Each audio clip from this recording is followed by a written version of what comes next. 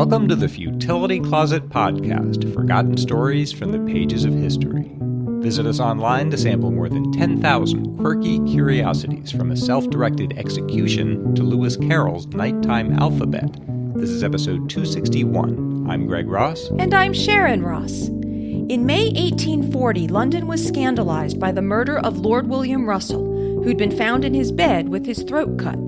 The evidence seemed to point to an intruder, but suspicion soon fell on Russell's valet. In today's show, we'll follow the investigation and trial, and the late revelation that decided the case. We'll also marvel at Ireland's greenery and puzzle over a foiled kidnapping.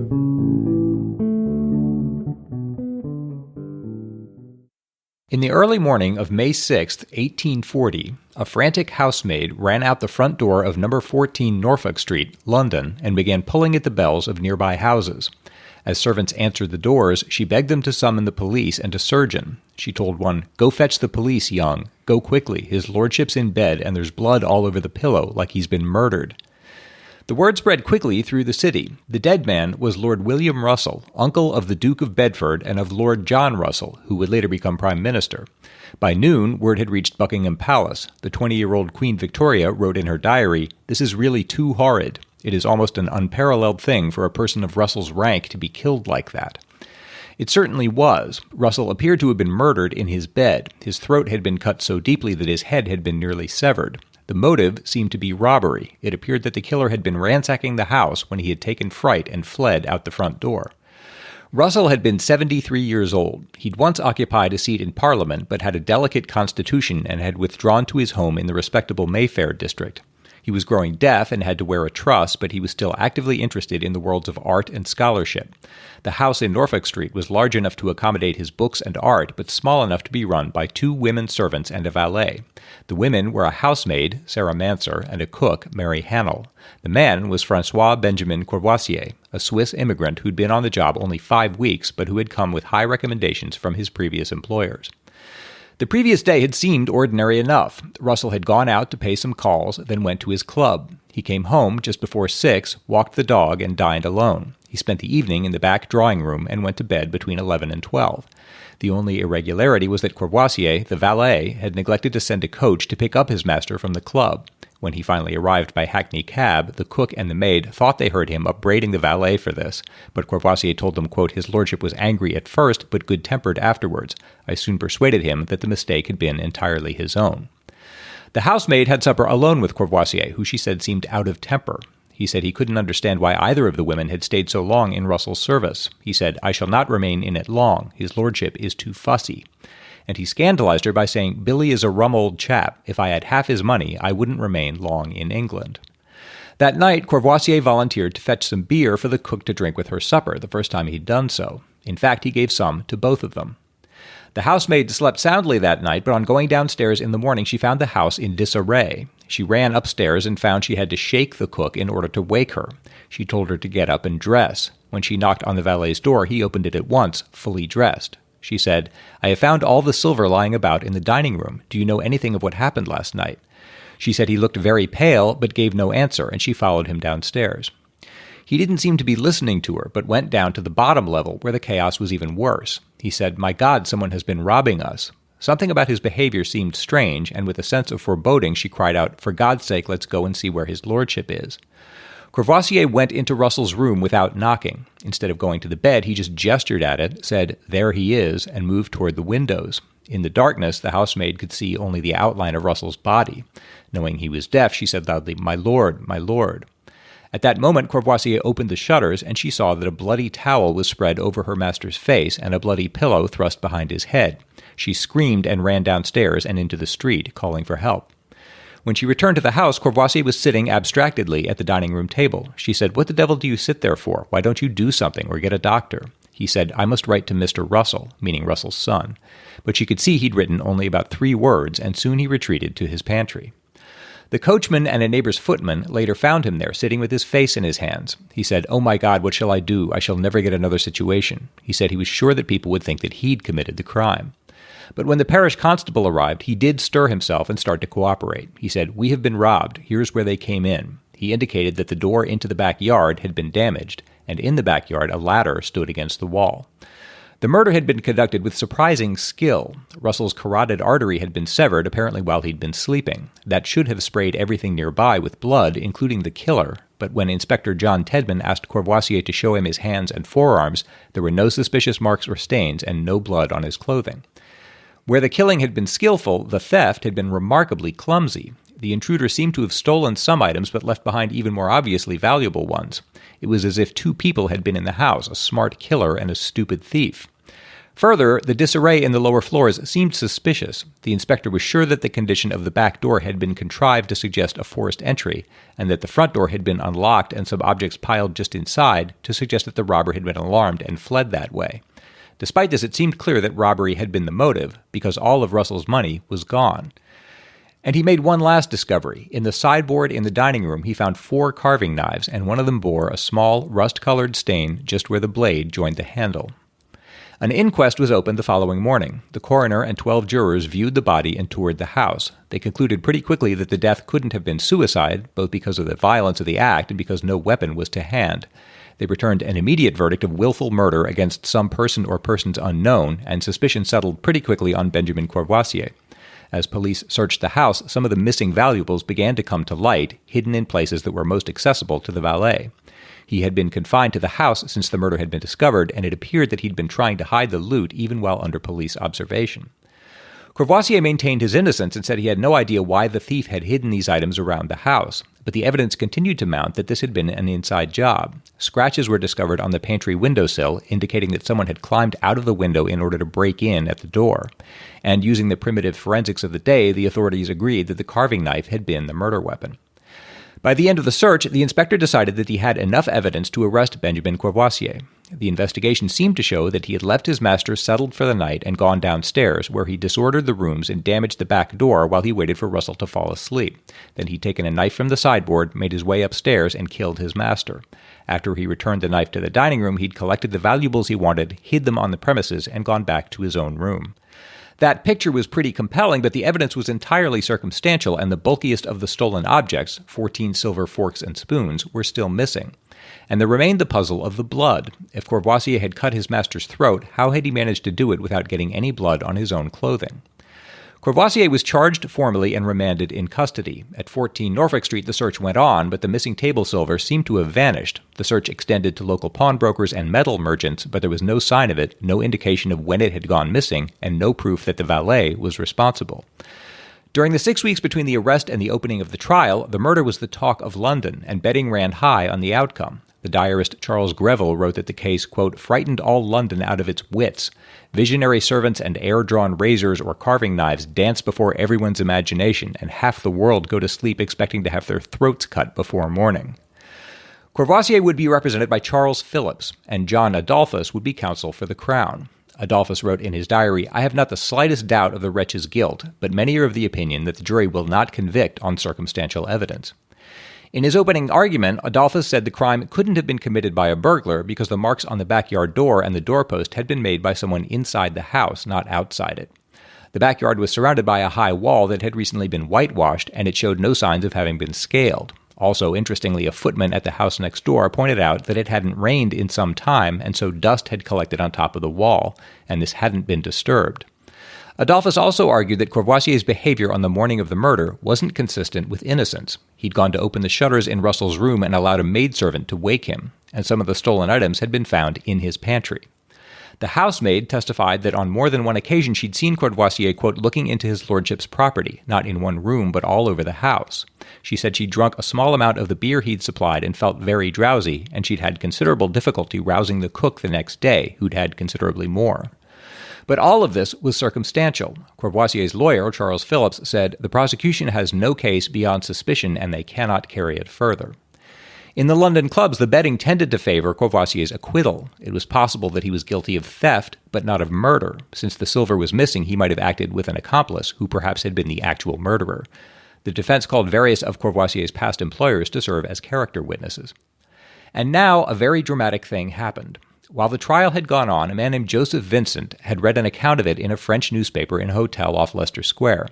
He showed the story to Charlotte Pulaine, the manager of the hotel, and she remembered that some weeks earlier a man had given her a parcel 18 inches long wrapped in brown paper and asked her to hold it for him. The man was Benjamin Courvoisier, and the parcel contained the missing silver. Charlotte Pulaine went to the authorities and identified Courvoisier in the prison yard. This was a thunderbolt coming so late in the trial. The great criminal lawyer Sir Harry Poland wrote later that he couldn't recall a single other instance in the history of English courts where such conclusive evidence was produced on the final day of a capital trial. Courvoisier's lawyer had been planning to make his address to the jury that morning. This new evidence was not just a catastrophe for his case, but an immediate and grave ethical challenge for him. Courvoisier asked to see him and admitted that the parcel contained the missing silver and that it was he who had deposited it with Madame Pulaine. This was tantamount to admitting that there had been no accomplice in the house on the night of Russell's murder, and if Courvoisier himself had disposed of the missing silver, then all the evidence pointed to him as the murderer. Unfortunately, he didn't admit this in so many words. Phillips wrote much later, "Up to that morning I believed most firmly in his innocence, and so did others as well as myself. When I could speak, which was not immediately, I said, 'Of course, then you are going to plead guilty.' 'No, sir,' was the reply. 'I expect you to defend me to the utmost.'"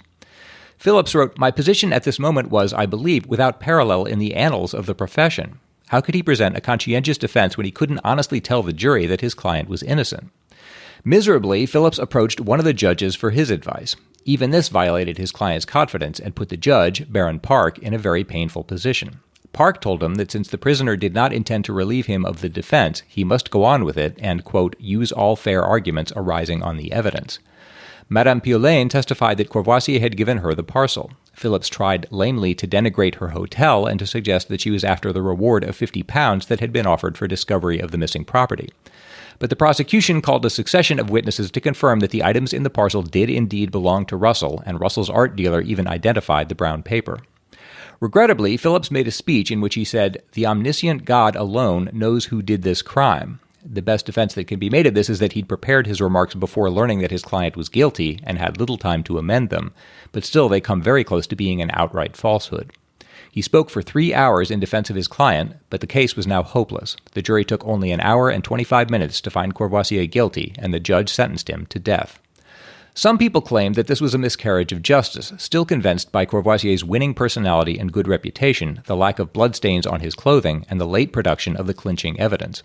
But in fact, Courvoisier confessed to the murder. He had intended at first only to rob Russell. He had stolen the silver and taken it to the hotel, but on the night of the murder, as he was faking a robbery in the lower part of the house, Russell came downstairs unexpectedly and saw him.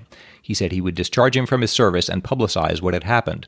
Courvoisier sat in the kitchen and realized that the only way to prevent this was by murder, so he took a knife from the dining room, went upstairs, and killed the old man while he slept. So he was indeed guilty.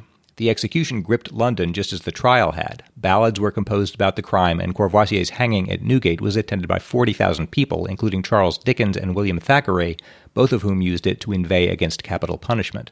Afterward, Madame Tussaud made a waxwork from Courvoisier's plaster death mask. The puzzle of the blood was not resolved until the very end. At the last moment, Courvoisier revealed to an undersheriff how he had managed to cut a man's throat without getting any stain on his clothing. He had committed the murder in the nude. He had removed his clothing, crept naked into Russell's bedroom, cut his throat, then gone to the basement to wash before donning his clothes again. Interestingly, this had actually been witnessed on the night of the murder. A nobleman had happened to look out from the house across the street and seen a naked man bearing a lighted candle go by a window. The nobleman hadn't come forward because he'd been visiting a married woman. Apparently, number 14 wasn't the only house on Norfolk Street that held a secret that night.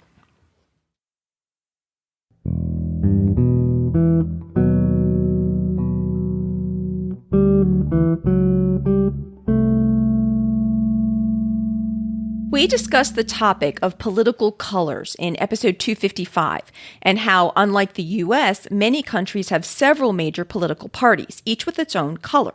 Meredith Rayleigh wrote, "Hi, Greg and Sharon. You were talking about political party colors and how they can be confusing. In Ireland, 3 parties all claim green as their party color: Fianna Fáil, Sinn Féin, and Green." And Meredith included some pronunciation help for the Irish parties, including that green is pronounced green. Newer parties tend not to choose names in the Irish language. She also sent an article from the Irish Times on some recent local elections and said, "As you can see in this graphic, each party has to have a different shade of green assigned to them." So that's not confusing at all. The article shows how many seats each party won in the elections, using 8 colors, including the 3 shades of green. It is rather more interesting to look at than the U.S. is just red and blue, and makes our system seem rather simplistic in comparison. I wondered how many political parties Ireland has, and learned that it does have even more than just those 8 parties. Just like the U.S. does actually have more than 2 parties, just some of those parties don't tend to win many elections. A Wikipedia article shows 12 Irish political parties that have at least 1 member in the Oireachtas, the Irish legislature. So that got me wondering how many parties we actually have in the U.S., besides the 2 that we always hear about. Wikipedia has a list of over 60 currently active political parties in the U.S., although several of them seem to be primarily active only in some specific area, such as one state or Puerto Rico. Some of them, such as the Libertarian and Green parties, I was familiar with, as they do put up candidates in many elections. But most of them I was not familiar with, including the Rent is Too Damn High party, which apparently is primarily active in the state of New York, and the United States Marijuana Party, which actually has sometimes managed to get a candidate for the U.S. Congress on a ballot in a couple of states, which really isn't that easy for minor parties to do in the U.S. The colors of the United States Marijuana Party are listed as red, white, blue, and green, which would make showing them on an election results graphic a little tricky, while the Rent is Too Damn High Party doesn't seem to have any official party color that I could find. And as of August 8th, when I was looking into this, the composition of the U.S. Congress is 530 members who are Democrats or Republicans, 3 independents with no official party affiliation, and 2 vacant seats. So really not nearly as diverse as many other countries. No, that's interesting. We don't even have that many independents. No. We have discussed how age is reckoned in South Korea in episodes 155 and 161, after it was the answer to the puzzle in episode 152, about how a child who'd been born yesterday could be called 2 years old. In South Korea, children are considered to be 1 when they are born, and their age advances on January 1st each year, so that a child born on December 31st will be called 2 years old the very next day. Vicky Berryman from Sydney, Australia wrote, "Hi, Sharon, Greg, and Sasha. I love the podcast. It entertains me on my commute and work travel, and I always feel like I learn something new and interesting. I found the story on Korean age conventions fascinating and recently read, with interest, this article about an MP in South Korea introducing a bill to adopt Western age conventions in line with other Asian countries who have changed in the past. Thanks again for the fascinating content." And Vicky sent a link to an article from The Guardian from June titled, "South Korea Mulls Ending Arcane Age System to Match Rest of World." The Guardian notes that many South Koreans currently give both their Korean age and their international age when asked how old they are by non-Koreans.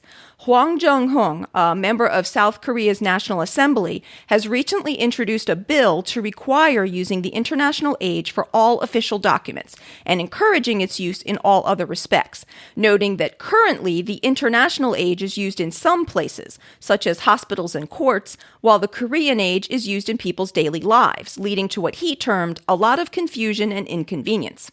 Hwang has said that his bill has widespread support among both members of the National Assembly and the public, and said that parents of babies who are born in December worry that their children are at a disadvantage when they are mixed in with kids who are actually significantly older than they are. Hwang also noted that South Korea is behind other Asian countries such as China, Japan, and North Korea in changing from its traditional age system to the more common international one. An article on CNN states that the Korean age system has its origins in the traditional Chinese system, as the Chinese language was once widely used in Korea and influenced the modern Korean language. That article says that in traditional Chinese and Korean, a baby is said to be in its first year, starting at birth, similar to how we usually regard the years 0 to 100 as the first century, rather than the 0 century, and why we call the 1900s the 20th century. A Korean child is then said to be in its second year, starting at the new year. And I guess that does make some sense, though I usually find that I have to stop and think for a second to remember that the 20th century refers to the 1900s. Me too. I think a lot of people do. It's funny, I was just researching the story I just told about William Russell. He died at age 73, but contemporaneous sources tend to say he died in his 73rd year, thinking that means the same thing, but it doesn't. If you're 73 years old, you're in your 74th year. Ah. Because for the first year of your life, you weren't yet 1. Yeah. If you're 1 year old, you're in your second year. Yeah. It's a small thing, but it's common. And I should note that while the CNN article states that the Chinese system is the basis for the Korean age system, some other sources I read said that the origins are not really clear. But whatever the origins are, the Korean system results in some South Koreans trying to plan their pregnancies so they won't have babies born late in the year, or waiting to register a baby's birth until January to avoid putting their child at a disadvantage with its age cohorts.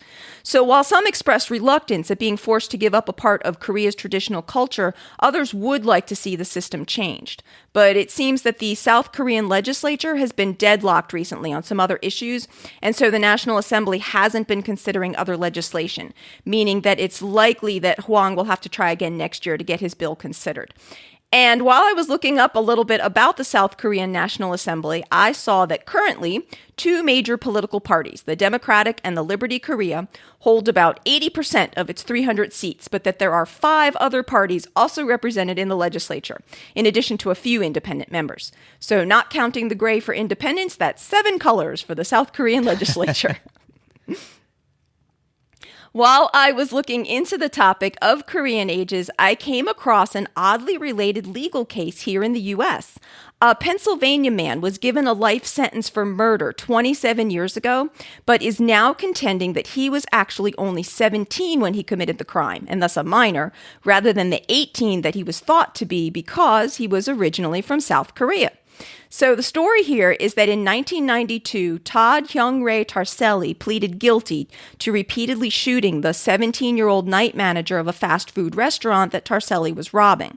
But Tarselli is now claiming that although everyone, himself included, thought he was 18 and thus legally an adult at the time of the murder, he came to realize that he was actually only 17 at the time, after seeing a TV documentary on Asian culture while in prison and learning about the South Korean age system.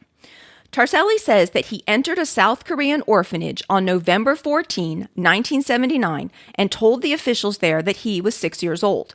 As they didn't know his specific birth date, the orphanage listed it as November 14, 1973. If Tarselli had given his Korean age as 6, but actually had been only 5 by Western standards when he entered the orphanage, then he would have been 17 when he committed the murder. While his conviction would still stand, he would need to be resentenced, as juvenile murderers can't receive mandatory life sentences as Tarselli did. He'd still be looking at a sentence of 35 years to life, but that could be an improvement on his current life sentence without parole. Tarselli did acknowledge that he's known about this possible age discrepancy since at least 1998, but didn't take any legal action until recently. And the prosecutors pointed out that there isn't any evidence that his age was calculated differently, only speculation that it could have been. The judge who heard this case decided not to rule on it immediately in order to give each side more time to file briefs detailing their arguments, so I don't know the final outcome. I just thought it was really interesting to hear that this case was even being made. And it seemed to me that since no one knows Tarselli's real birthday, this could work in the other direction too, and he could actually be up to almost a year older than they think. If he said he was 6 on November 14th when he was taken to the orphanage, for all anyone knows, he might have been about to turn 7 the next day. But by being given that date as his birth date, he could have lost as much as almost a full year off of his age. Or it could be as he claims, and he really was 5 by Western standards. Though it seems to me that that would mean assuming that the South Korean orphanage hadn't taken their own country's age system into account when assigning his birth year. Yeah, the whole thing is unfortunately really important, these tiny questions, you know? I mean, He was only, even if he was 6, you're relying on a 6-year-old to know exactly how old he was. You know, the whole thing seems kind of tenuous back then, but it has huge important consequences now. Right, that's true. But it does seem to me that in any case, age is actually somewhat arbitrary in any system that you pick, as in all of them, you gain a whole year of age when the clock strikes midnight at some date during the year.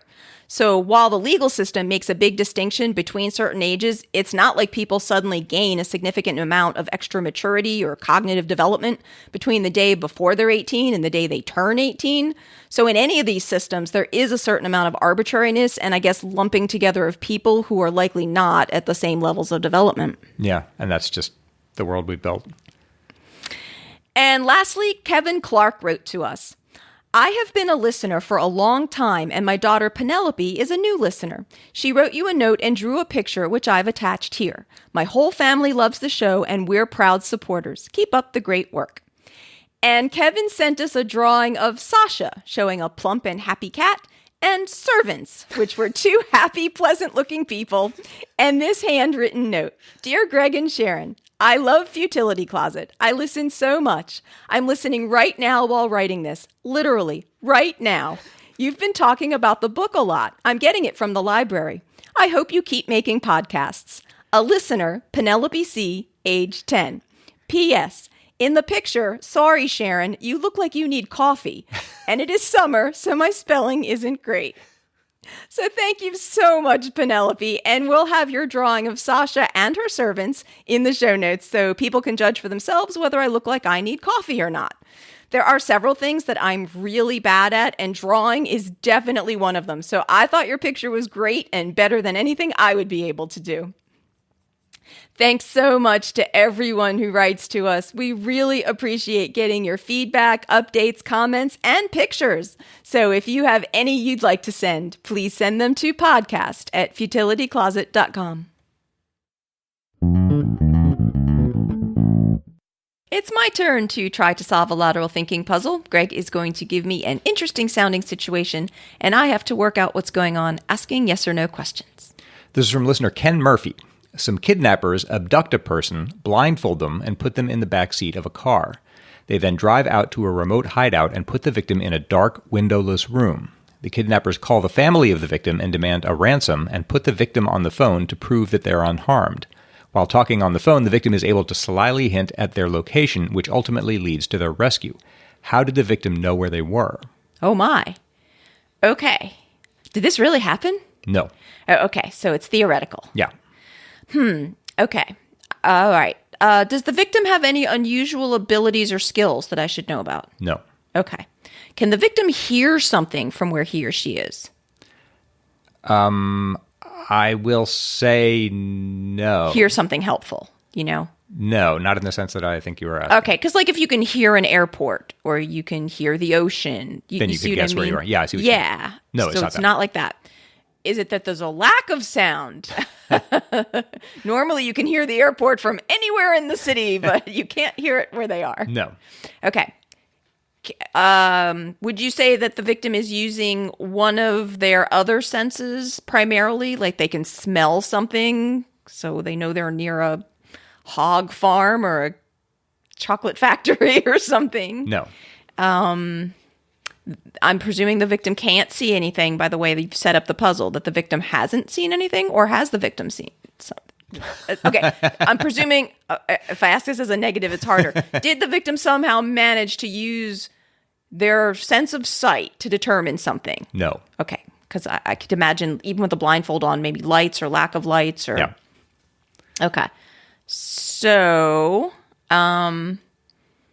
anything about temperature? No.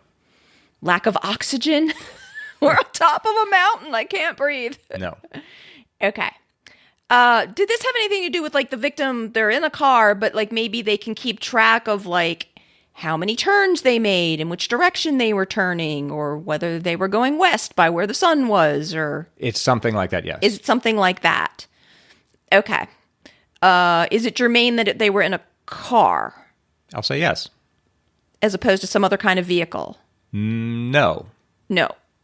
Would being in any motorized vehicle have given the same information? I'll say yes. Okay. So there isn't something specific about this vehicle? No. Okay. But the victim was able to deduce something while in transit, Yes. more so than from where they are now. Like they're picking something up from the location that they're at now. That's right. Okay. So something while they were in transit, but it's not like what turns they were making. Or is it somehow related to what turns they were making? It is related to what turns they were making. It was related to what turns they were making. Like whether they were turning right or left. Like you could sort of feel the car turning, or how many of them there were. Or something else. They did something else. Like they went around in a circle because there's one roundabout in the whole city, and they did this traffic circle. No. I like that, but no, that's not it. Okay. Did the car, would you say that the car was only on regular type roads the whole trip? Yeah, let's say yes. Okay, so it's not like they could tell they were going over a gravel road or they were off-road or... Okay, so this could have happened if they were on regular paved roads, pretty typical roads. Yes. Okay, but they did something... Would you say they did something unusual? No. No, but it was just that the victim sensed they were doing something and kept... Would you say he or she kept track of something? Yes. They kept track of something. How many stoplights they went through? How many times they stopped? No. No, it's more to do with turns? That's the closest I've been, and I'm trying to think what else you could sense from a car. Yes. Anything to do with elevation? No. So turns is the closest I'm getting? Yes. But it's not quite right? No, I mean, yeah, there's more to it. There's more to it. You're on the right track. So, does this have to do something with some specifics about the location that they're in?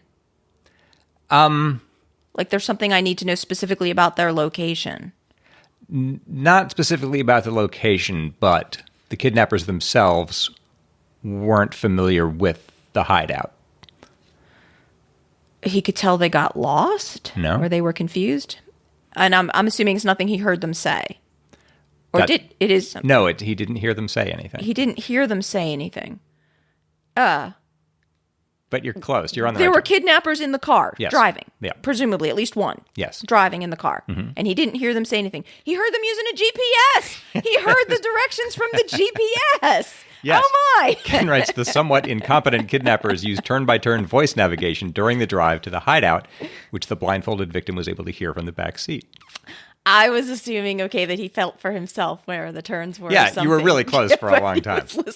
Because I guess I didn't assume that they were that stupid. Oh, thank you, Ken. Thank you. And if anybody else has a puzzle they'd like to send in for us to try, please send it to podcast@futilitycloset.com. Futility Closet is supported entirely by our incredible listeners. If you would like to help support our celebration of the quirky and the curious, you can find a donate button in the support us section of the website at futilitycloset.com. Or you can join our Patreon campaign, where you'll get more discussions on some of the stories, extra lateral thinking puzzles, peeks behind the scenes, and updates on Sasha, the official Futility Closet podcat. You can find our Patreon page at patreon.com/futilitycloset or see our website for the link. At our website, you'll also find over 10,000 bite-sized distractions, the Futility Closet store, information about the Futility Closet books, and the show notes for the podcast with links and references for the topics we've covered. And this week, a special hand-drawn picture. If you have any questions or comments for us, you can email us at podcast@futilitycloset.com. Our music was written and performed by Greg's awesome brother, Doug Ross. Thanks for listening, and we'll talk to you next week.